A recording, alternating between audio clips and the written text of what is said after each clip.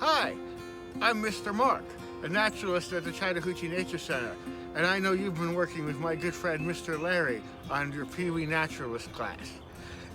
And he's told me everything that you've been working on, and he told me that he had promised that you would get to see a snake.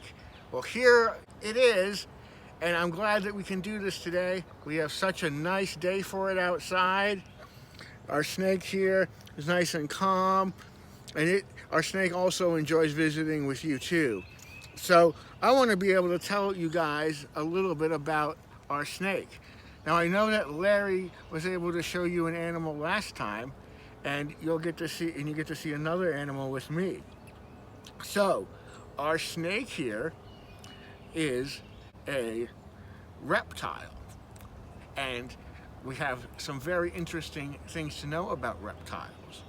One thing that's very interesting about reptiles is that reptiles are going to hatch from eggs.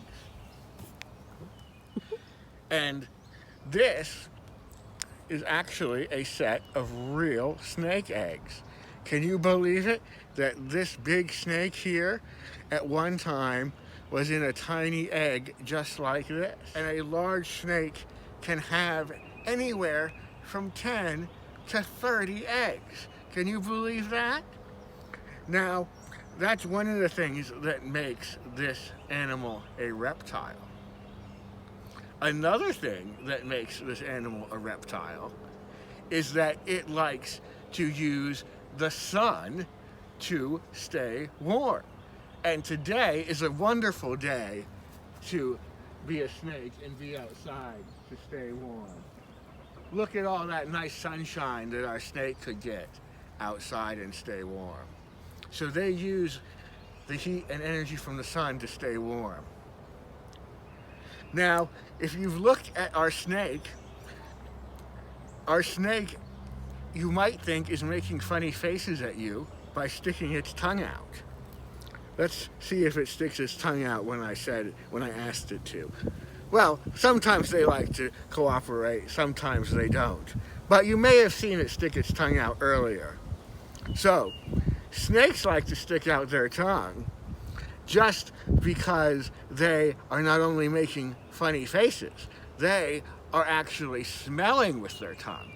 So, we smell with our nose, right? We smell with our nose to smell all the scent, to figure out what things smell like, but our snake is going to take its tongue, and all of the smells are going to be on the tongue, and it brings its tongue into its mouth, and on the roof of its mouth, I want everyone to do this with their tongue. Just like that, and on the roof of their mouth, in the snake, there's a special part of the snake, and that tells them what they're smelling. So we smell with our nose, but that's how the snake smells. And why do you think a snake needs to be able to smell? To find food, exactly. Now, what kind of food would a snake like to eat? Now, a snake can't go to the grocery store to buy its food like we can, so snakes have to hunt for their food. And this snake actually, its name can help tell us what it likes to hunt for. Does anyone know what kind of snake this is? Well, I'll give you a clue. The snake's color is part of its name. That's right, it's a black snake. And do you know what it likes to eat? Rats. Rats and mice and other crawly animals like chipmunks and squirrels. But it likes to eat rats, so it's a black rat snake. And our snakes can smell those mice and rats with their tongue, and the snake is able to eat its food in a little bit of a different way than you and I do. You and I, we have to chew our food up into tiny little pieces and take tiny little bites, right? Chew, chew, chew. But our snake doesn't do that. Our snake, it will swallow its food whole. Believe it or not, they can swallow a whole squirrel or chipmunk, but they do that in a very special way. Now I want everyone to look really closely at my face, and I'll show you how a snake can do this. So everyone look at my face and see where my hand is going on my face. Feel the side of your face. Feel that part that's really hard right there? That's your jaw. Now open and close your mouth like this. Did you feel your jaw move on the side of your mouth? You did? Now our snake can actually open really wide, and it can stretch that jaw really, really far open, and it can take where my chin is and push its chin under its prey after it has caught its prey. See, we can't really do that, but what the snake does is it moves side to side with its jaw. See if you can move side to side with your jaw. Like that, a little bit.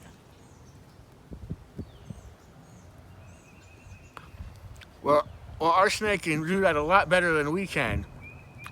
And then our snake uses its jaw to push that prey whole all the way down into its stomach. And it almost looks like the snake has a fist in its stomach, or even sometimes I like to say it almost looks like it ate a baseball. Now, one other thing that's really interesting about the animals we have here at the Nature Center is that all of them have come to us because they were sick or injured in some way, and they can't live outside by themselves. This snake here, the black rat snake, I want to have you guys get a good look at its tail. Does that tail look like you would expect a tail to look? Sort of. But see how it's bent a little bit? Unfortunately, our snake got stuck in a fence. And so its tail got a little bit bent, and now it's not able to feel on the ground as well as it could. So it wouldn't be able to survive and live as well as it could by itself. So that's why we have our snake here, our black rat snake. And our black rat snake is going to stay with us here at the Nature Center for the rest of its life. But I know Larry told you one thing about the snake. He said we were talking about metamorphosis and changes. And one thing that the snake does make a change. And what the snake change is that snakes will shed their skin. Look at this. This is a full snake skin. And it's sort of squiggling around like a snake right now, isn't it? Because we're out here in the wind, but it's slithering around like a snake. Now, snakes, because they're moving on the ground, moving over rocks and sticks, they actually wear out that skin, and they have to shed their skin, that's what this is, and end up with a new skin. So that's one way the snake's body will change. Our snake's body will change that way as they get a new skin. They shed it all at once. I have a question for you. Do you think that you shed your skin? I bet a bunch of you are saying no. But you know what? You do. And sometimes those pieces are so small, you can't even see them. We don't shed them all at once like our snake shed its skin. It doesn't come off all at once. But sometimes, if you scratch your head, you'll get little pieces of skin that fall off on your shoulder. And this will be something that makes your parents and grandparents really happy. Most of that dust in your house is all dead skin. Bet you didn't know that. But anyway, we're really happy that you got to visit with our snake.